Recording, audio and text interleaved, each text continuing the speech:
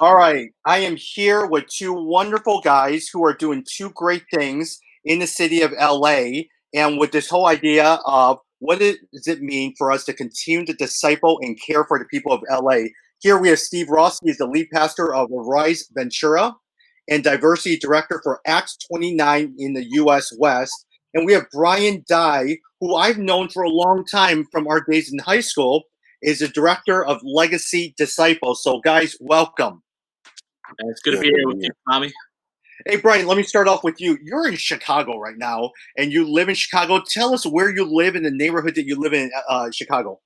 Yeah, so I've always lived on the west side of Chicago. For those familiar with Chicago, I grew up in a neighborhood called Humble Park, which was a historic Puerto Rican community.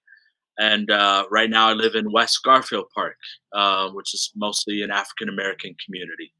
Um, and so yeah, I love my city. I love my neighborhood, and my wife and I just seek to be integrated into where God has us. Got it. What about you, Steve? Where's home for you in LA? Yeah. So about 2 years ago, God called us to move just outside of LA. We're about 20 minutes north of Malibu and Ventura, and we're planting a church here. Actually, replanting a church. And so what we're doing is we're right in the middle of the Ventura area, right in the mix. There's a about a mile distance from Oxnard to the south, and then if we get over to the shore, we're about three miles off the beach. So it's a different life, Born and raised in the inner city, southeast LA.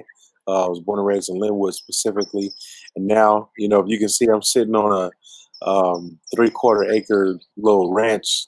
Is a historic home in the middle of the city that God gave us an opportunity to be able to reach our neighbors. So it's a cool spot. Got it. Hey, for those, for LA, talk a little bit, Steve, a little bit about how the makeup and breakdown of LA is. Like Brian and I live in Chicago, and so there's a east side, south side, west side, north side. How does LA? How would you describe LA? Yeah, it's so funny, man, because even when I say depending on the conversation, I'm like South Central, South LA, Southeast, but there's 119 unincorporated neighborhoods, Yeah, and so the thing is that it just depends on when you decide to draw out your axis of north, south, and east and west. But for the most part, they're all vastly different too. So Linwood was, kind of grouped together with the city of Long Beach, Compton. Some people know Paramount Downey and whatnot. That's the southeast side. We're about 10 minutes and, or sorry, 10 miles and 1 hour south of downtown LA. You guys know the traffic situation. And then, once you get back on the other side of downtown toward the west, you could be in West LA. Some people just call it South LA right when you get down beneath. So it's really, the reason why it's so split up is because it just kept growing and growing and growing. Now, when you talk about greater Los Angeles, you're including Riverside and San Bernardino counties, uh, 18 million people, so it just keeps growing. And then, like I said, I'm outside of it now in Ventura, but many people would still consider this, a LA hub. So it's just an interesting thing, man. I think that because it's such a metropolitan area, people just want to be connected to it, and so it has grown uh, in its from Bunker Hill, where it was just downtown, a couple houses and a couple, folks who had incorporated the city all the way to where it is now. got it. Brian, I want to ask you a little bit about Legacy LA, but before that, let me finish up with Steve. Steve, tell us a little bit about it. It seems like you have two roles. Tell us a little bit about the church Arise Ventura, and then also how you started that, and also your role. You also double dip and do diversity director for Acts 29. Can you talk about both of Sure. those roles in the church? Yeah, so first and foremost, the local church. We replanted a church. We're part of Acts 29, and so our thing is we want to start churches that become healthy and multiply, right? So we're a church planting network of church planting churches, is what we say. And so here we are in Ventura, and I came here to help a friend who was just seeking to bring his church to a place of being sustainable. And it became very clear to us that what we needed to actually do was to replant it. The church was actually called Seed at the time, and I remember we were just studying, fasting, praying, and it's just like really coming to the spot of feeling like there was something spiritual in the moment for us coming to, unless the seed goes to the ground and dies, it remains alone. And so what we decided to do was take that church that had been going for 5 years and replant it as a rise. And really, what it came down to was like, here you have an African American man coming into a city where he's a micro minority. There are more Hispanics here, but not many African Americans, and it's a beach community suburb that is primarily Anglo. And I'm coming into a church that was already much more diverse than the city, and the pastor, who's a white guy, who's just like, look, man, we need to figure out how to do this well so that it multiplies and spills over into our community. And so our people were learning things like multi-ethnic ministry and what it meant to be a diverse church, radically diverse. Um, by osmosis. It wasn't anything that was like intentional. So what we did was we just said we're going to tear down and rebuild a healthy multi-ethnic church from the very ground up. And so that's what God's been doing with us. And then, yeah, my time with Acts 29 is very consultative. I work with the network leadership team and helping them to understand issues of diversity and reconciliation as it comes to culture and ethnicity. And then also just working on how we can make the network a more accessible place to minority leaders and Very good. planters. Brian, you and I have known each other since our days at Whitney Young High School in Chicago, Illinois. You have started this amazing organization, Legacy Disciple. Talk a little bit about Legacy Disciple and how Legacy LA got started. Yeah, so we started Legacy Disciple in 2007. Really, with the heart of how do we equip the 99% of our church that don't see themselves as ministers because they never went to Bible school, they don't get paid to do ministry, so forth. And particularly in the urban context where there's not a whole lot of resources, not a whole lot of conferences, not a whole lot of affordable seminaries that target that audience. And so we just started gathering people. Our first conference in 2007, we probably had 250, 300 people at it. Mostly people from Chicago, and each year that continued to grow, more and more people. We just saw that there was a hunger and a thirst, right? That people want, they want to know they're part of a mission, right? They don't just want to attend church. They want to be part of church and the movement of God. And so our vision is really to equip people to be disciples of Christ, who make disciples for Christ, right? In the neighborhoods and the nations. And so how do you love your neighbor? How do you practice hospitality? How do you be a voice for justice in your city? How do you engage people with the gospel? How do you study the word of God? How do you teach the word of God, and so forth? And so really, so people started coming to Chicago for this conference. It grew into a couple thousand people, and then but people were coming from other cities, and they were catching a flight, from LA. Steve and his wife had been coming to Legacy Chicago for several years. That's how we got to know each other, and a flight gets pretty expensive, and so most of our audience, they would save up to come to Chicago, and Yep. and they weren't able to come regularly, and so they're obviously missing out on the continuity of being equipped and so forth. And so we started brainstorming what would it look like to bring this conference to different regions, to different cities. And so LA was our first go at this. 3 years ago, we've done 3 conferences in LA with a few hundred people. And Steve Ross is the director of that movement. Someone who's from LA, knows LA, will continue to grow that and expand that. And then we started Houston, and we started Atlanta, and then this year we were going to do New York City, but obviously COVID-19 kind of put a halt on that. But our idea is to make the conference drivable from every major city, really within a few hour drive. Got it. Now, Brian, Steve, let me ask you a quick question. I pretend like I'm naive toward this. what is the typical attendee or the person involved in Legacy LA? Do they live in the urban city of that particular city? Do they work and are they involved in ministry? Tell me a little bit about the typical person. Steve? Yeah, yeah, I would say, I mean, when you think about Los Angeles, just like I just described, uh, we have it is relatively accessible, especially for underrepresented groups who have a desire to learn and grow.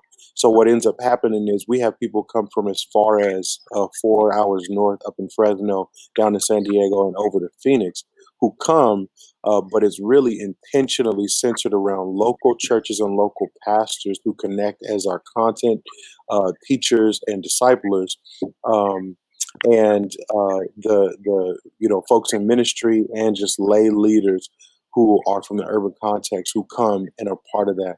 And so what you usually have is folks who are either not connected to local churches that may be teaching what would be in accordance with sound doctrine. They're looking for that. You have Mm, people who haven't been connected at all. Excuse me. And then at the same time, you have people who, like myself, have come benefited from legacy and become church planters and pastors, got it. and want to stay connected to the community. Got it. Got it. What Hey, would you add to that, bro? oh, go ahead. Brian, let me ask you a quick question. You have, I mean, why Legacy LA? Why not? Why not send them to all these? There's over 500 Christian conferences in the U.S. per year. What makes Mm, Legacy LA unique? I'm looking at some of your past speakers: Lecrae, Propaganda, Francis Chan, John Piper. You have an eclectic combination of all of these different pastors, speakers. Danae Pierre was just recently. Why couldn't you? Why start a new conference or event and not have them go to an existing conference? For sure, yeah, and you're right. There's plenty of conferences. There's a lot of good conferences, even. Um, what we find though is a lot of conferences are pretty focused in one lane, right? So you have conferences for pastors, you have conferences for Christian business people, you have conferences for women's ministry or men's ministry or whatever. Um, and so we wanted the way we view discipleship is holistic. It affects every area of our lives. So we want pastors to come, we want lay people to come, we want artists to come, and we want those same people to be ministers as well. And Mm, so really what's been encouraging is to see people who started coming as attendees, like a Steve Ross, who then became ministers and now are even staff, as part of the ministry. Another thing is there's not conferences and seminaries and schools, they tend to follow the money, right? Because there's expenses to everything, and so mm, you need to pay for the facility, you need to pay for the staff, the speakers, whatever, right? Um, and just the reality is in the urban context, especially when we talk about kind of more the poor communities, um, people just aren't able to pay for a conference what it costs to run a conference, right? got it. Got it. And and so as a result, a lot of Christian conferences tend to go where people could pay the money mm. to provide the services, which then leaves a void in the urban context, right? Got it. And so we really work at making our conference affordable for everybody. It's it's way under $100, depending on which conference it is and so forth. But then also we yeah, our ministers, we have artists as ministers, we have pastors, we have professors, again, we have lay leaders. Um, and for us, everyone is equipped to minister the gospel, right? It's great that some people get a seminary degree, but most of us will never get a seminary degree, right? Um, and yet God has equipped us to be people who could proclaim His truth, who could teach His truth, who could invest in other people. And so we want to highlight again the broad breadth of, it's not just these 10 leading pastors, it's these thousands of people who have great resources to provide. Got it. Got it. Steve, let me ask you this whole concept of ministers.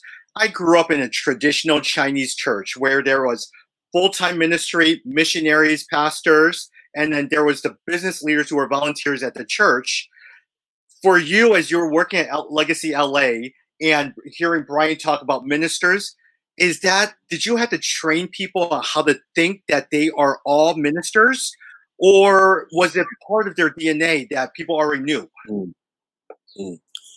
First of all, I would say that a lot of that groundwork was done even through the way the training came from Legacy in Chicago and just began to spur, kind of spur out.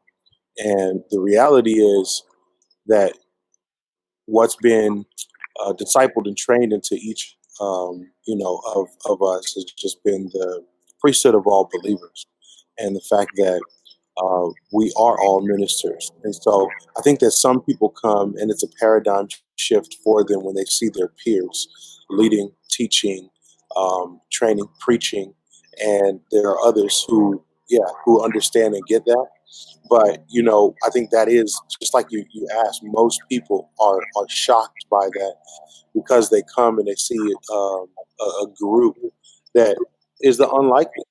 I mean, most people are not coming and expecting a guy in a hoodie and a fitted hat to start unpacking some, systematic theology or discipleship class or whatever it is. The last Legacy LA, my wife and I, in helping coordinating things, whatnot, we also taught a session, and it was on marriage, and Mm. conflict resolution. So we're talking in the deep stuff, and we got people crying in our session and whatnot.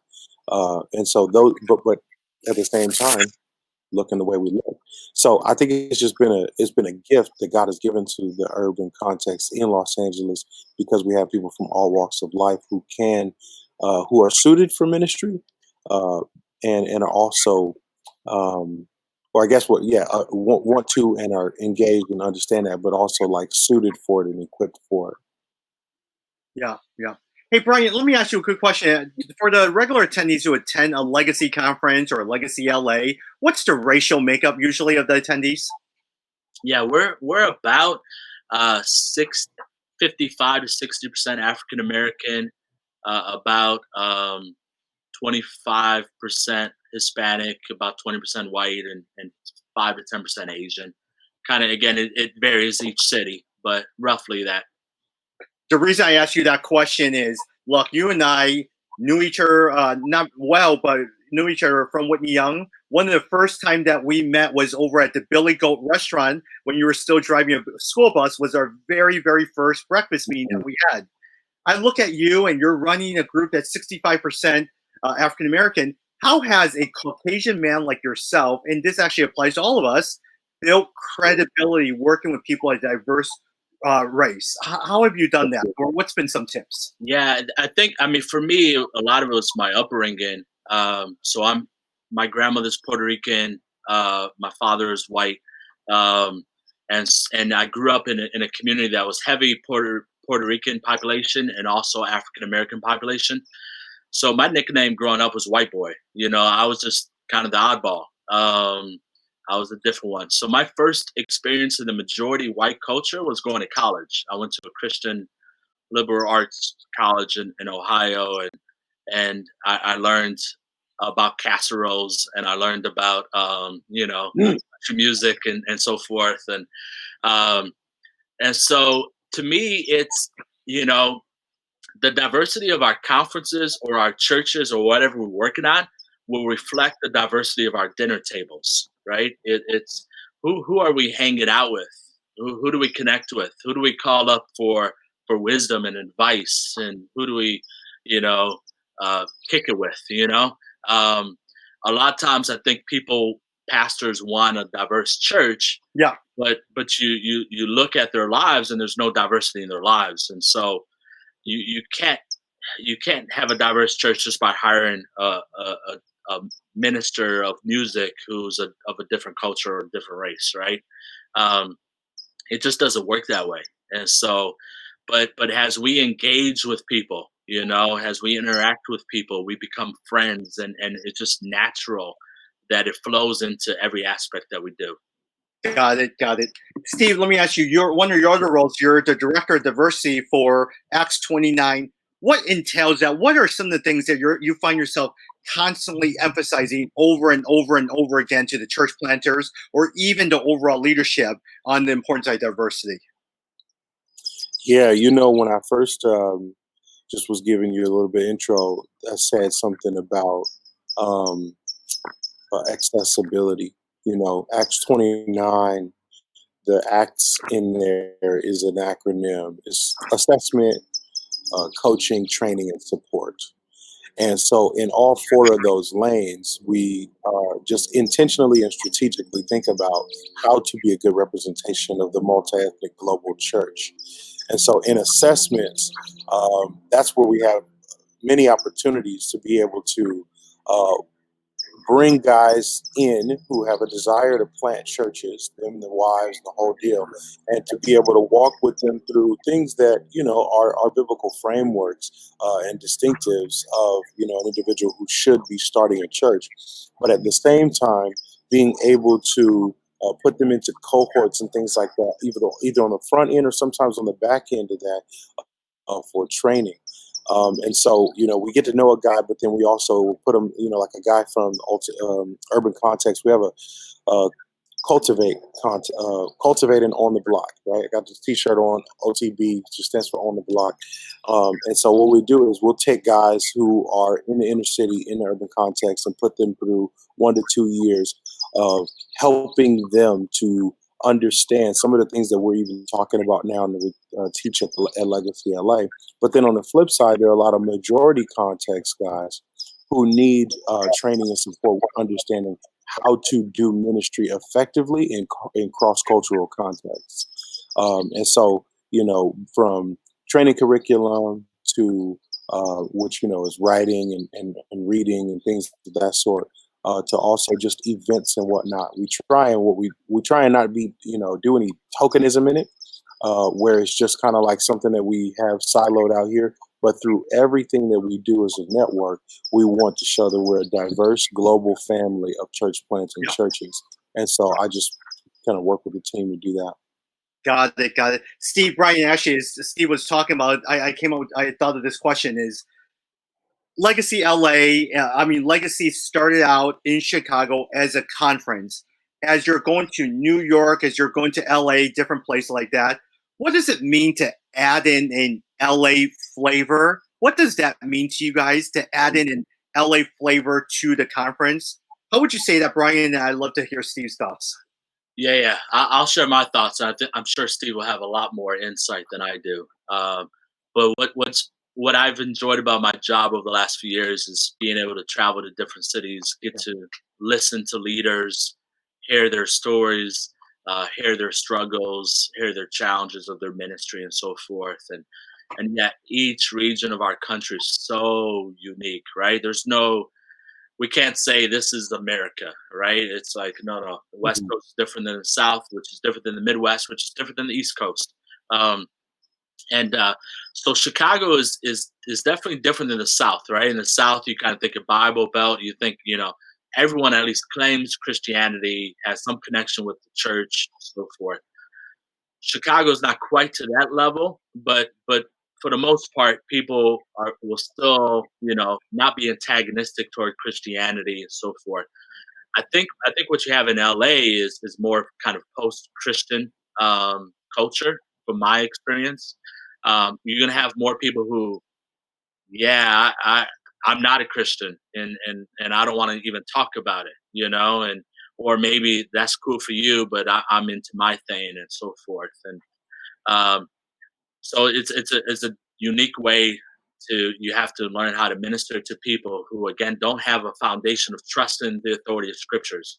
Most people I interact with in Chicago have a respect for the Bible, have a respect for the church, which again my limited experience of LA West Coast it's not that. You're starting with a whole nother base, where you got to kind of build that trust up. Steve, if you want to add to that. Yeah, you know what? I mean, I think that hits dead central to it, and what it comes down to is That's why it's no small thing that there's a resurgence of urban leaders who God is rising to the occasion, who care about the things that I keep mentioning in passing, like sound doctrine, systematic theology, and et cetera, et cetera. Because what's happening is, by and large, we are in a post-Christian society, but then in marginalized contexts, that's even 2 and 3 times over, because we have not had the resources and the training afforded to us. So it's not even like something that I could just sweep off the table and say, that's not for me. I don't really care to get that deep into it. It just was not brought to us. White flight and the seminary and institutions that came about, even in our communities and contexts, all just shifted way out into suburban communities. And if you were going to go and to be trained and to learn, what you had to do was leave your context in order to go there.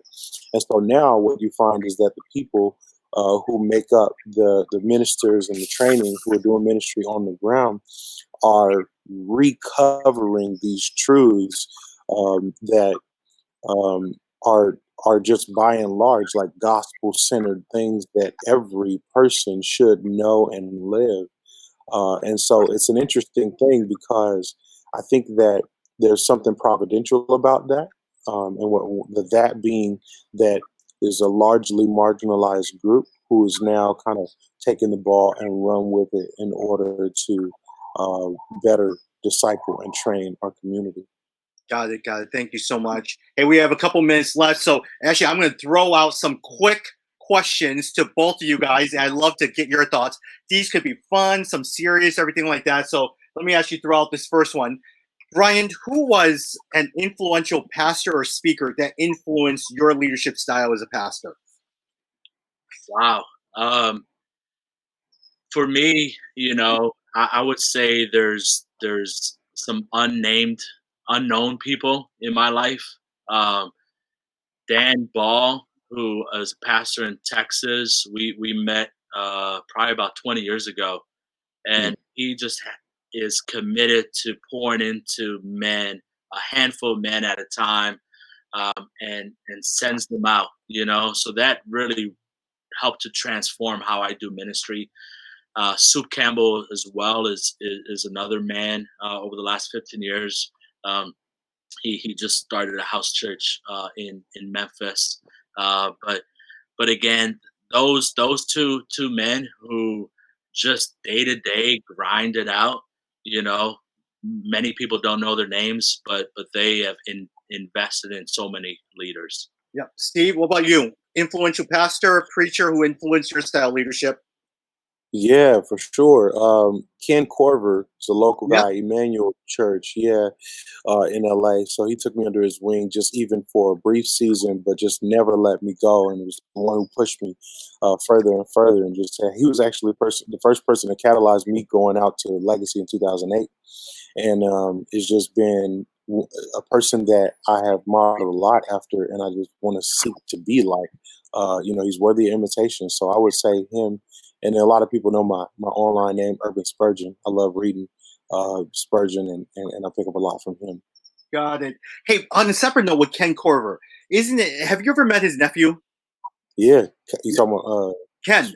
Kyle Corver. yeah, But yeah, Ken is one of the, when I first met him, older Caucasian pastor, but one of the most genuine, nicest man you'll ever meet. You just look at him and absolutely. say, man, I just look up to him. I just met you. Yep, yep, absolutely, absolutely. All right, Steve, He let me pulled ask me you, aside one day. Oh, go ahead.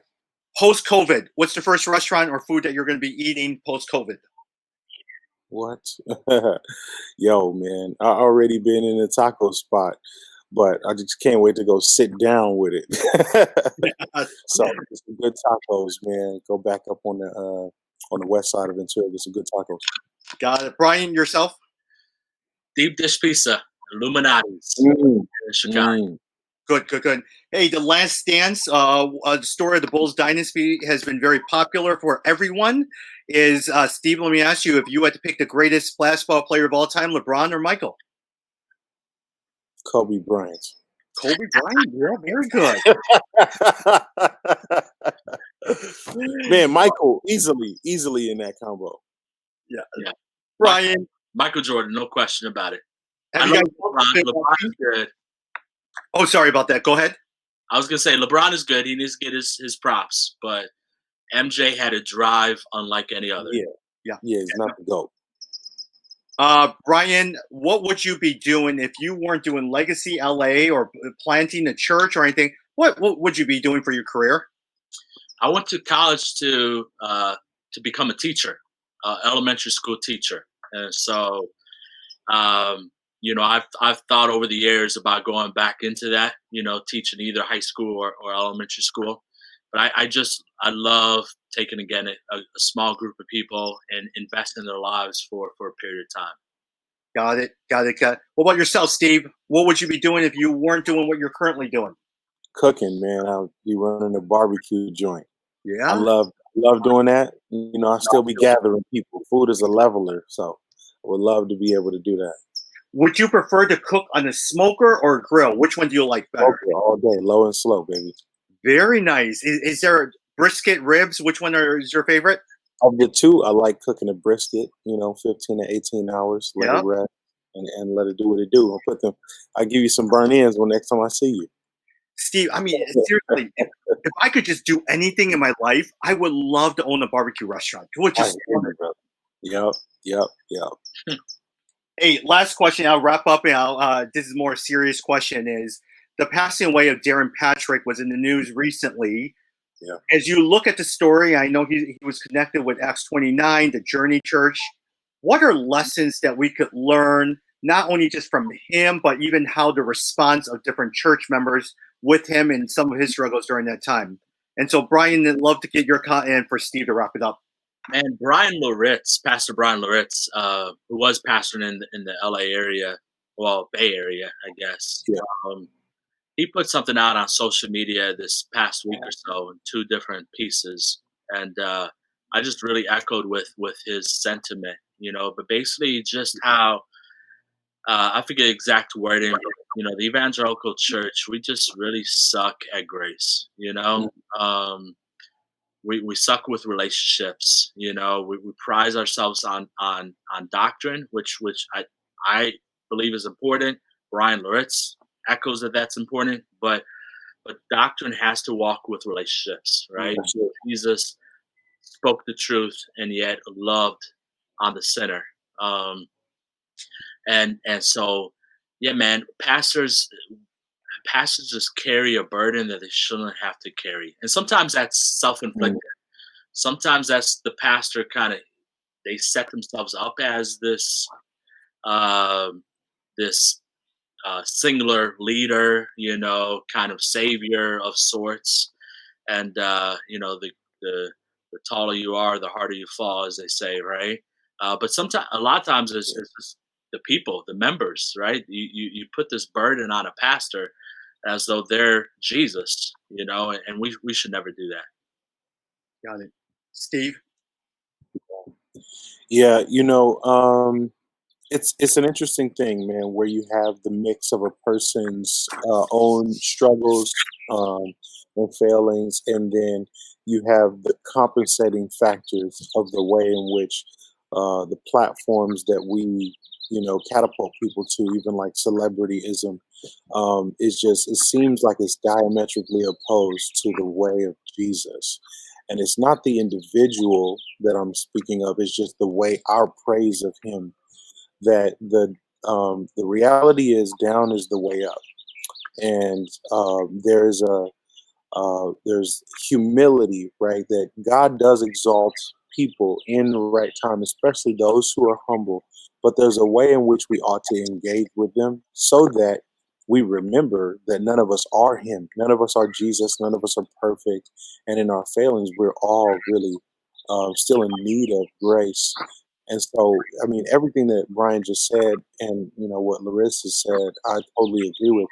And I also think there's that element of it's just really eerie and interesting that the last thing that Darren was a part of on his, he put it up on his Twitter, his interview, where he just talked about pastors being lonely and needing real, genuine friendships. Got it. I think the relationship aspect is vitally important, and I'm a big proponent for that being in your local context with local people, and as best you can even establish it in your local church, so that there aren't filters that that leave things unchecked. Some of my best friends are guys like Brian, who are way far from where I live, but the people who know my full moons, right? That when this happens, Steve is a wolf. We got to keep him from that circumstance, or we got to check with him at those times. Those have to be people who are local. So I think discipleship and relationships are, just vitally important. And it's a tragedy when we have to talk about it in posts like this, because we may have missed the mark with an individual. So for me, it's a lesson. It's a big lesson learned. And next week we're going to have Paul Tripp sit with all of the pastors in Acts 29 and talk through some of these same things. Very, very good. Thank you so much. Hey, Steve, people can find you on Urban Spurgeon. Is that correct? Yeah. Yes, sir. Yeah. How about you, Brian? If people want more information on Legacy Disciple, where can they find you or Legacy? Well, they can find me personally. Vision Nehemiah is my social media handle, and Legacy Disciple is the ministry handle on all platforms. Got it. At Urban Spurgeon on Instagram, as well as Vision Nehemiah. So, hey, so happy. I think the vision of Together LA is not to create things on our own, but come alongside what you guys are doing in friendship, but also in partnership as well too. And thank you for allowing us to be partners with you on your vision and your calling. We appreciate you, brother. So much for your partnership. Thank you. Hey, Steve, as we wrap up with one final thing, can you close us up with a word of encouragement or a word of hope that you have for the city of LA as you pastor and care for the city of LA? Yeah. 2020 brought us a COVID. We call it the COVID-19. And I think coming out of this, we have an amazing opportunity to continue to reach the world. And I always say you don't have to cross the ocean to reach the world, right? The nations are in the neighborhoods. So this is an amazing time. I keep saying, what a time to be alive, that people in crisis ask eternal questions. So my hope and prayer for the church is that we'll embrace that and, continue to tear down every barrier, every dividing wall, everything that stands in the way of us good news and the gospelizing the world from our homes. Thank you, everyone. Brian, Steve, have a wonderful weekend. Thank you. You too. Talk soon. Bye-bye.